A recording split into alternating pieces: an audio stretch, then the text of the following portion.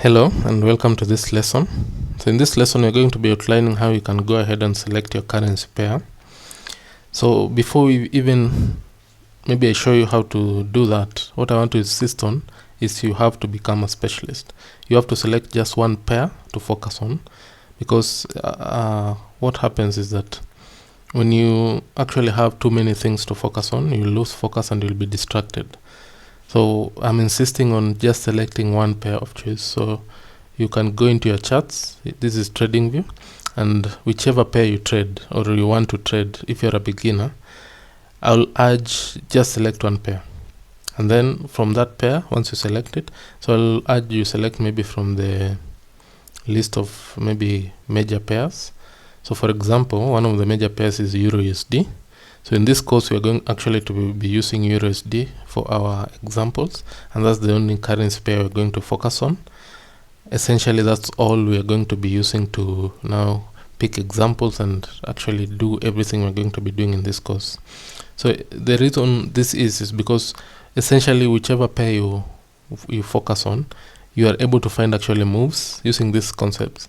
You're able to find setups in either of these markets every single week. So you don't want to try actually and trade every single day. You want to focus on a specific market in a specific day when the market is very likely to move. That is how you now focus on high probability setups. So don't have your attention diluted with maybe having 20 pairs in your charts or in your watch list.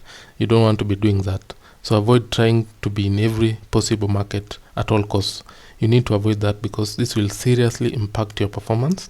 You need to keep your focus only on one market and avoid switching markets sporadically. So essentially, if we choose, or rather if you choose EURUSD as your pair of choice, you want to stick with that pair no matter what. It doesn't matter if the moves are occurring that day or not. You need to stick to that pair. So even if the moves don't occur for a whole week, it doesn't mean that the market is not producing moves, but the moves will come eventually. So you want to focus on moves that will actually repeat every week, and that currency pair will definitely give you that.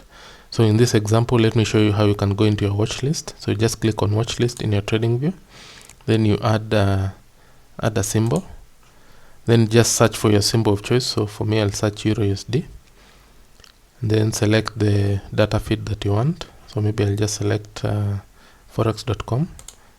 Once I click on that, my pair is added there. So essentially that's the way you just want to have EURUSD on your watch list.